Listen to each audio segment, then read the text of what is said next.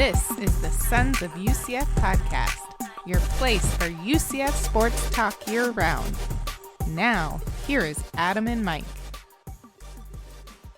Trey Strelko and Adam Eaton with the Sons of UCF. The college football season is just around the corner. Better to help us set the stage than Phil Steele. His college football preview is a must-read. He joins us now. Phil, thanks so much for joining us with the Sons of UCF. Hey, a real pleasure. And got to tell you guys, this football season compared to last football season, wow, the excitement level is going to be huge. Last year at this time, we're wondering if we're playing football. This year, we're going to have full stadiums, and I think the crowds are going to be louder than ever because they had it taken away from them last year. So I'm pretty pumped about this upcoming season.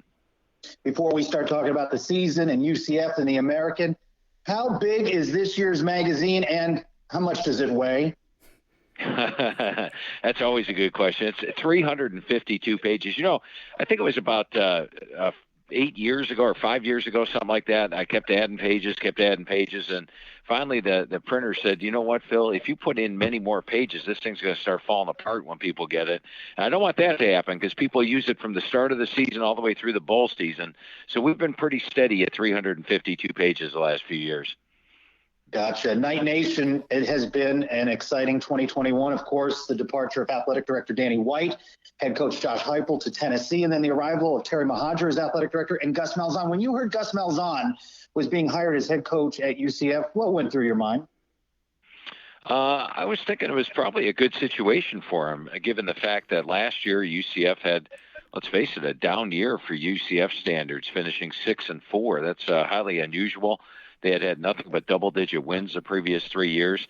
Brings a big name into the recruiting level. And you figured he was in this era of the transfer portal that he would be bringing some big-time recruits with him, and that he's done. There are a lot of Power 5 transfers that have been added to this UCF roster. Well, Phil, you mentioned talent that UCF has. So on your all-AAC conference preview teams, you have 13 UCF players, including 2 on the first team.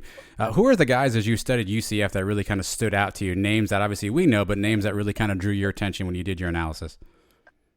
Well, naturally, Dillon Gabriel at quarterback. I think he's one of the better quarterbacks in the entire country. Yet another year under his belt. I'm looking for big things out of him. And you take a look at a couple of these transfers coming in that have me excited. Tennessee transfer Brandon Johnson, a wide receiver. Big Cat Bryant on the defensive line. And so I think UCF's got plenty of big-time names there to fill out the roster. And let's hope the defense can stay a little more stable than last year. At the end of last year, UCF was missing 7 starters. And is it any wonder they were giving up like 600 yards per game down the stretch?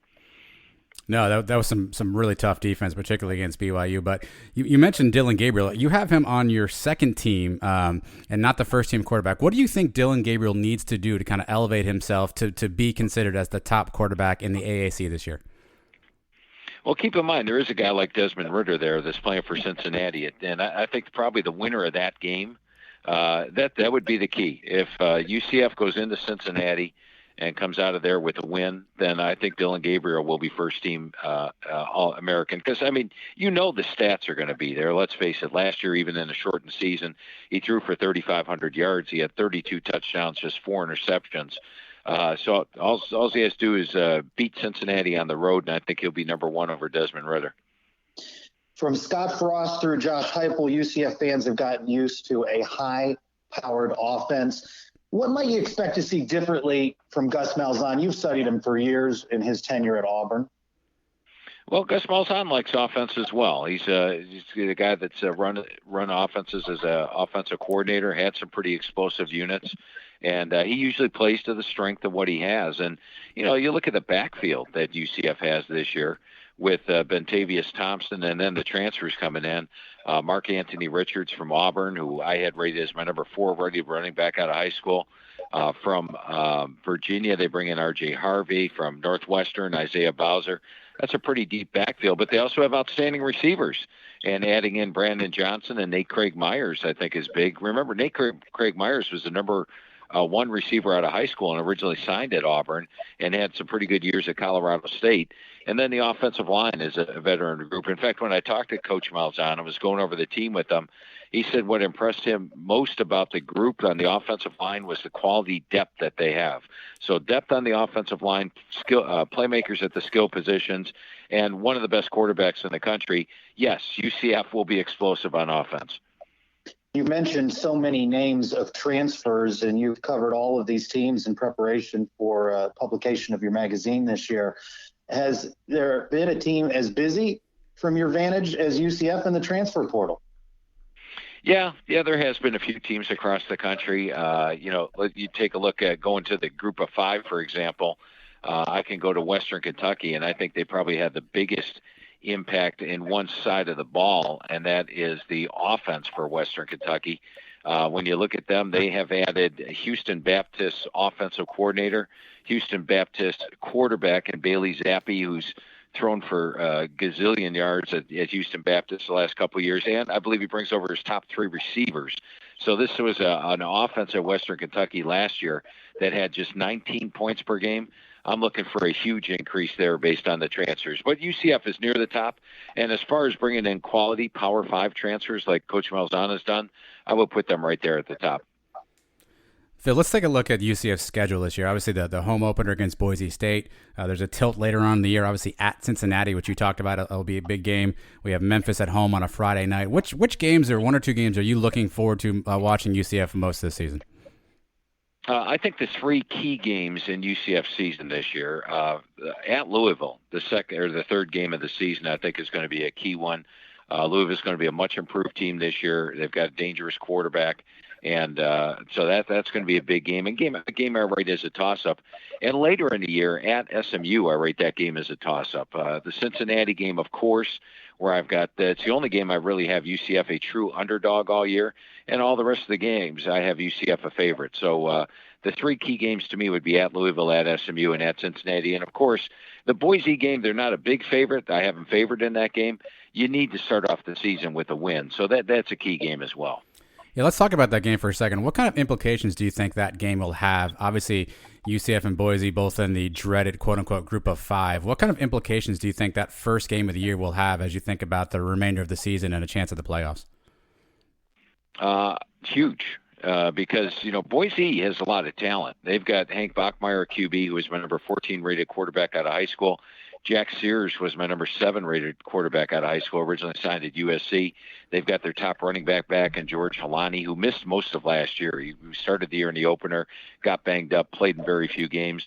They've got an outstanding defense, and I think Andy Avalos is going to do a very good job there. So that's a huge game, not only for UCF and Boise, but I think for the Mountain West and the American Conference overall.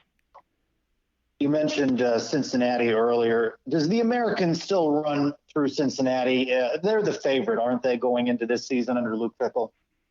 Yeah, and I think Cincinnati enters the season in the preseason top 10 this year. So that's, yes, would be my answer. And, when you look at Cincinnati, they've got a couple of factors that could actually have them be that first ever group of 5 contender or qualifier for the 4-team playoff. We've only got a couple of years left of the 4-team playoff.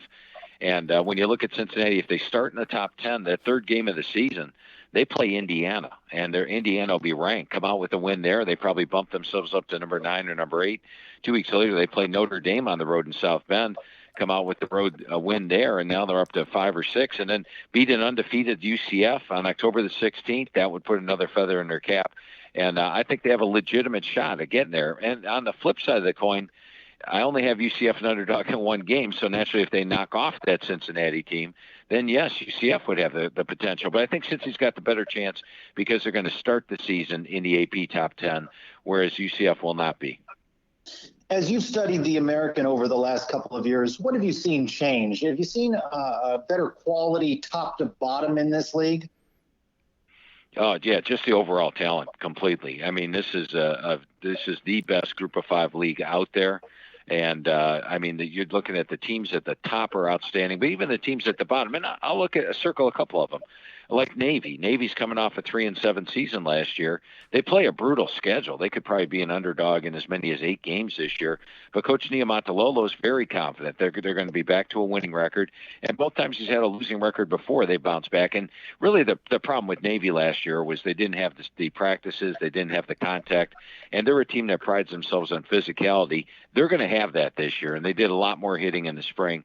I think it'll be your old-time Navy team. And even a team like USF, Jeff Scott was one of those first-year head coaches last year. Didn't have the benefit of spring, but now he's got 18 returning starters coming back. Cade Fortin, I think, will be a bigger part at quarterback. So there is really good depth at the bottom of the American as well. Yeah, that was my question, Phil. Do you have a sleeper team? Obviously, we know about Cincinnati, UCF. Who's a sleeper team that maybe we're not thinking about in the conference that you think can make some noise this season? I would say that for a sleeper, I'd go with SMU or Houston. You know, they lose their starting quarterback, but they add in Tanner Mordecai, and they also have Preston Stone, the true frosh. They've got Ulysses Bentley back at running back, and Sonny Dykes is doing a great job there. They also added Oregon's top linebacker from last year, Isaac Slade Matua, in there to that linebacking core, which makes them dangerous. And then with Houston, it's going to be finally good to see Dana Holgerson have a regular year. Remember his first year, they decided to redshirt half the team after 4 games, and then last year they had their first 4 or 5 games of the season postponed. It was tough to get any traction at all. He's got 18 returning starters back. And if you look at a talent level that Houston has, they've got talented players at every single position. So I think Houston and SMU could be the surprise teams. What about the rest of the group of 5? Obviously, as you mentioned, there's typically only one spot available for the New Year's 6 game. Cincinnati would appear to be in the driver's seat early on. UCF has an outside chance as well. What other schools in the group of 5, Coastal Carolina, for example, App State, what other schools do you think UCF fans need to keep an eye on that could kind of jump up there and contend for that one New Year's 6 spot? Yeah, the Sun Belt really surprised me last year. I generally have them rated at the lower end of the conference, and this year, or lower end of all the conferences. And last year, wow, Coastal Carolina, App State, Louisiana, they went 3-0 against the Big 12 that opening week of the season, with upsetting a ranked Iowa State even at the start.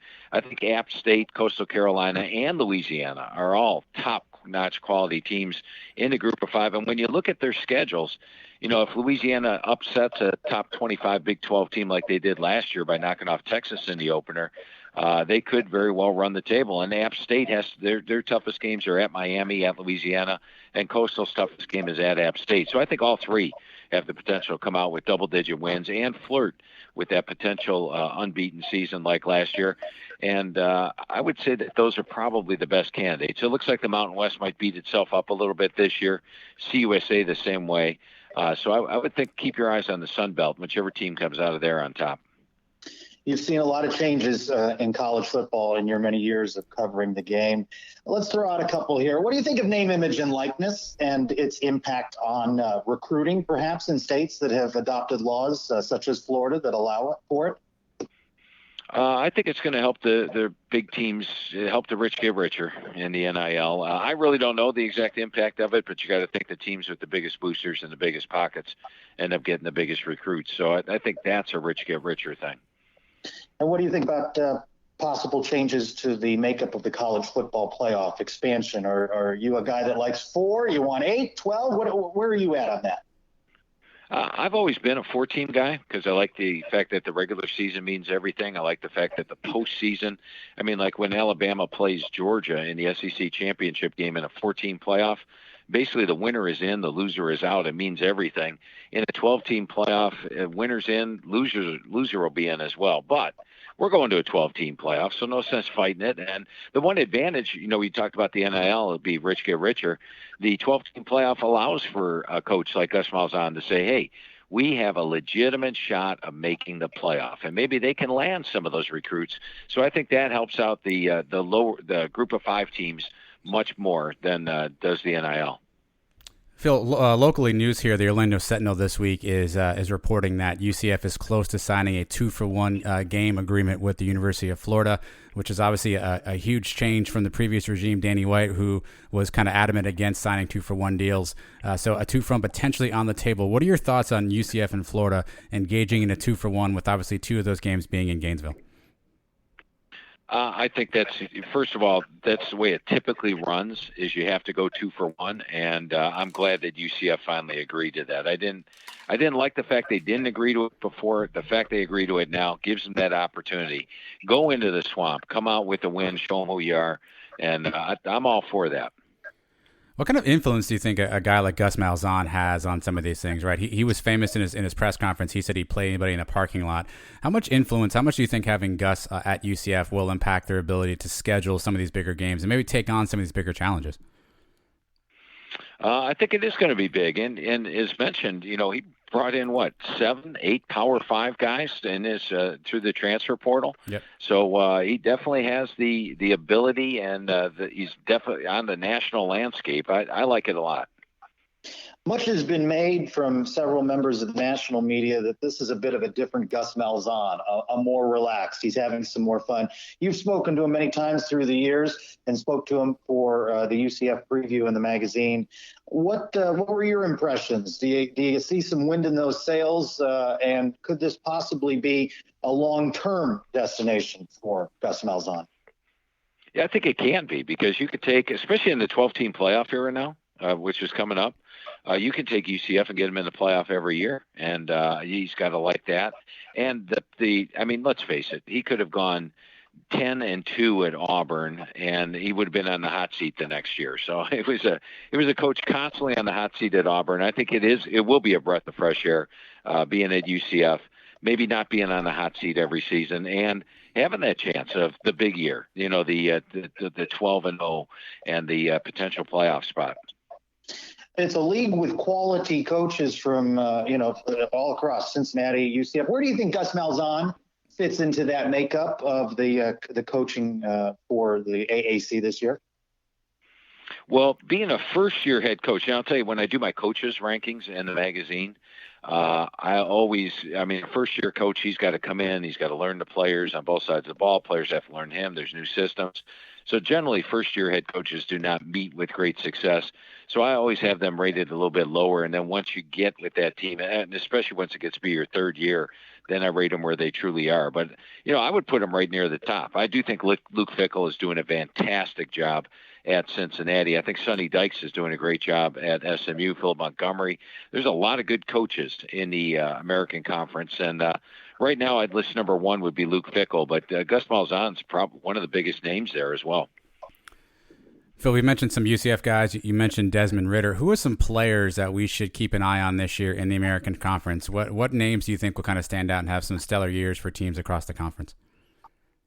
I'm going to say, Memphis has a solid receiver in Calvin Austin, and also a tight end in Sean Dykes. I think both those guys will be very productive. How about Ulysses Bentley at SMU? Not exactly a household name, but I expect him to be one of the better running backs in the country. And then at East Carolina last year, 2 running backs really emerged as the season went on and took control of that position in Rajay Harris and Keaton Mitchell. And I think both those guys are poised to have big seasons this year. And maybe even with East Carolina, which nobody really knows a lot about, Tyler Snead, their wide receiver there. So I think those are names that are not really in the household names right now, but could be by the end of the year. And then for the conference, what are some games that you're circling you think will kind of have big impact? You obviously mentioned UCF and Cincinnati. Are there any other big conference games this year? Do you think that will American Conference fans want to make sure they tune in and watch? Yeah, the biggest one is October 16th, Cincinnati hosting UCF. But there are some other big games this year. Now, when you look at Cincinnati's road schedule, they don't really have any other road tests this year. When you look at UCF, though, as mentioned, I think that SMU game is going to be pretty big on November the 13th. Houston hosts SMU on October 30th. And we're talking about teams that are on the fringe of being in that contention spot. And keep in mind, Houston this year does not play Cincinnati, which could make them a legitimate team in the mix. Houston against Tulsa.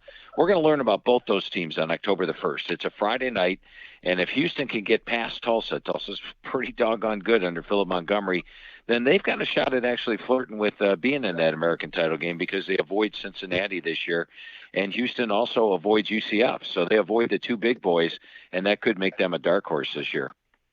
On the national landscape, does it just shake out again as the usual suspects? We're going to see the same names in that Final Four? I think well, that's who I projected in the magazine. I went with Alabama, Clemson, Ohio State, Oklahoma. Didn't really take any chances there. But I will say this. Last year or this year when I was talking to all the head coaches, the majority of them would say to me, hey, Phil, we're normally scraping to come up with a 2 deep in the spring. This year we were able to run 3 full teams in the spring. Everybody has 16, 17, 18, 19 returning starters coming back. But look at the 4 teams that were in the championship or in the playoff last year. They all have 9, 10, 11 returning starters, and all of them lose their starting quarterback. So if there's ever a year for the Pac to catch up with the big guys, this will be the year because everybody's experienced with the exception of the big boys who made the playoff last year. You dig deep in the magazine into the bowls. What do you think it shakes out with this expansion of college football playoff? How do the bowls survive? In some way they do, but they can't all survive, can they? Yeah, I think it's going to be tough. And that was another reason that I was a 14 playoff guy is I grew up with bowls. That was where, the big thing growing up. Bowl games were huge and I love the settings and the matchups. And I do think the bowls are going to suffer with the 12-team playoff. Let's begin to wrap up. Identify the things you like about UCF and the Achilles heel. If they're going to fall short, they're going to lose that game in Cincinnati, maybe stumble somewhere else along the way. What will be the factor?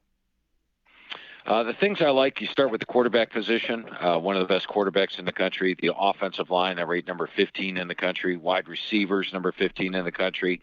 I mentioned the deep bevy of running backs. And I even like the defensive line. With Big Camp Bryant's addition, I got number 35 on my defensive line ratings. My question marks would be the back 7 on defense. Now, do keep in mind, they're going to be more experienced, more veteran than last year's defense, which really took a hit late in the year when they were down 7 starters after getting 4 guys dismissed in the middle of the year. I expect those units to be improved, but they would be my question marks. And the fact they have to play Cincinnati on the road, I think, is going to be tough as well. But not many question marks when I look at this year's team. I like UCF, and as mentioned, only really having a true underdog in one game this year. At the outset, you said you're looking forward to a college football season in which you have full stadiums. Of course, we're still in the midst of a pandemic. What factor do you think COVID might be on the season? It's certainly different than it was a year ago. I think it's going to be vastly different this year. I believe all stadiums will be full, and I believe the NCAA, and I'm not completely sure on this, but a couple of coaches were speculating that if you have 70% vaccinations, then you don't even have to go through the weekly testing like they used to. So, I mean, if that's the case, if we don't have to worry about rosters on a Friday night and who's going to make it and who's not, and we have full stadiums, I think it's going to be huge. And, in fact, I think this year home stadiums will have a bigger factor than ever before. Much like home stadiums were not a factor last year with no crowds, I think this year the fact that crowds were kept away and are now able to return, you're going to see them be louder than ever before. So I think home field edge is going to be a massive factor this year. As I recall from speaking with you previously, a typical game day Saturday for you, you got quite a few TV monitors going, don't you? That's right. I got 12 TVs in front of me and a lot of Diet Mountain Dew. So I'm watching 12 games all day long, making my notes on each of the games as they go. And sometimes I might squeeze a 13th or 14th in there on my computer if it's really packed. And that starts at 12 o'clock noon Eastern and takes me all the way through about 3 o'clock in the morning when that doggone Hawaii game ends. Which is a good time to remind folks, your work is nearly year-round, isn't it, on putting together this deep dive on all of the teams? Yeah, this is my off season right now, doing 8 to 10 radio shows a day and working on some articles for philsteele.com and things like that. This is my free time. Pretty shortly, it'll be football season, back to the 102 hours a week of football. And then right as soon as that ends, it's magazine season for 7.5 months. But you love it, don't you? It's a passion, I'll tell you that much. And, folks will ask me what happened in the NBA. I'm like, I don't even watch the NBA. I don't watch baseball. It's college. I mean, it's media day time. So I'm watching all the media day things right now and trying to do these radio interviews. There's no time for any other sport for me. Remind folks where they can find the magazine and where they can find you on the various social media channels. Hey, I appreciate that. Now, this year we did a little different. So we're only at Barnes & Noble and Books A Million. So if you go to a Barnes & Noble or Books A Million, you get the magazine there. They have been selling out in quite a few of them. So if it is sold out, you can go to philsteele.com. That's STEELE.com. Now, you can order the hard copy of the magazine there, but you can also order the digital version. And the beautiful thing about the digital version, we're going to update all the player action between now and the start of the football season. So even if a guy's out for the year, we'll have them circled in the digital version. If they add in a transfer, we'll have them in on the page in the digital version. So, yeah, I'm a hard copy guy myself, but you can also get the digital and get all the updates, and that's at philsteele.com. So the three places are Barnes & Noble, Books A Million, philsteele.com. And you can follow me on Twitter. It is at philsteele042. That's at philsteele042. Always good stuff from Phil Steele. Phil, thanks so much for joining us on the Sons of UCF. Hey, a real pleasure. Always enjoy being on. I can't believe we missed last year, and it was really good talking football with you guys today.